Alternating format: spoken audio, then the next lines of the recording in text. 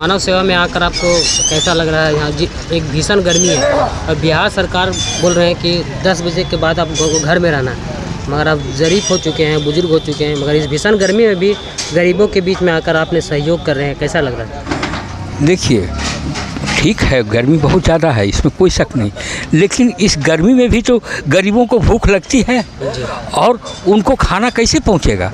ये एक सहृदय मानव का एक जो है सो दर्द है और उस दर्द में कोई भी भावुक व्यक्ति जो है सो अपना हर चीज़ छोड़ करके, हर संकट को झेल करके भी यहाँ पहुँच सकता है। और इस कार्य में हमारे घनश्याम गुप्ता जी आज वर्षों से मानव सेवा संस्थान एक नाम दे करके एक संस्था का गठन नहीं सही। इस वक्त हमारी उपस्थिति झाझा रेलवे स्टेशन के पास में, जो लगातार कई वर्षों से गरीबों के बीच में आकर खिचड़ी खिलाते हैं, मगर आपको बताना चाहता हूँ इस भीषण गर्मी में आपको बताना चाहता हूँ जो घर से भी निकलना मुश्किल हो रहा है, टेम्परेचर लगभग 46 डिग्री होंगे और उस भीषण गर्मी में भी लोगों के बीच में जिस तरीके से मानव सेवा के अध्यक्ष घनश्याम गुप्ता लगातार कई वर्षों से गरीबों के बीच में आकर, असहयोग लोगों के बीच में आकर खाना खिला रहे हैं, वो एक बड़ी उपलब्धियां हैं। और ये उपलब्धियां जो है किसी एनजीओ के थ्रू नहीं होती है या किसी सरकारी संस्था के द्वारा नहीं होती है, ये जो है अपने खर्च से निकाल कर जो यहाँ के मानव सेवा संघ के जो अध्यक्ष है, जो मेंबर है, उनके द्वारा उनके सहयोग से ये जो है कार्यक्रम चलते आ रहा है। और इसे में हमारे साथ में घनश्याम गुप्ता जी हमारे से बात करेंगे। ये मानव सेवा में आपको गरीबों के बीच में आकर जो भोजन कराने का जो आपने सोचा है, कहाँ से सोचा? भारत में एक अजीब सा आपदा आई, हालांकि दुनिया के हर देश में ये आपदा आई थी, कोरोना। तो कोरोना एक नया बीमारी भी था, जानलेवा बीमारी भी था और सरकार का भी आदेश था कि आप अपने घर से नहीं निकलिए और निकलिए भी बहुत इमरजेंसी में तो कम से कम 3 फीट 4 फीट के दूरी पर एक दूसरे से रहिए। ना गाड़ी चल रही थी, न बस चल रहा था, न ट्रेन चल रहा था।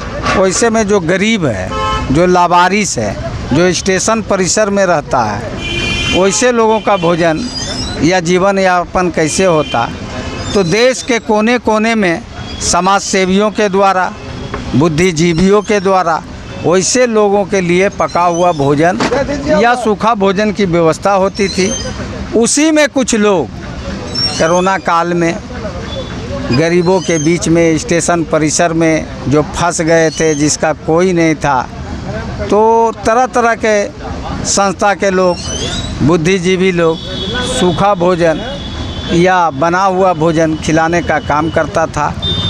और जब कोरोना ख़त्म हो गई तो बहुत सी संस्था, बहुत सी समाज सेवी लोग देखे, जब कोरोना ख़त्म हो गई, लोग को रोजी रोज़गार मिल गया, तो अब अपना कमाओ और खाओ। लेकिन हम लोग फिर इसमें कुछ पुराने लोग, कुछ नए लोग जोड़कर एक मानव सेवा संघ, इस मानव सेवा संघ को एनजीओ या ये सोच के नहीं कि हम इसका रजिस्ट्रेशन कराएंगे, एक नाम दिए मानव सेवा संघ। और इसमें झाझा के जिला के तमाम बुद्धिजीवी, तमाम सामाजिक लोगों से आग्रह है कि आकर के जुड़िए।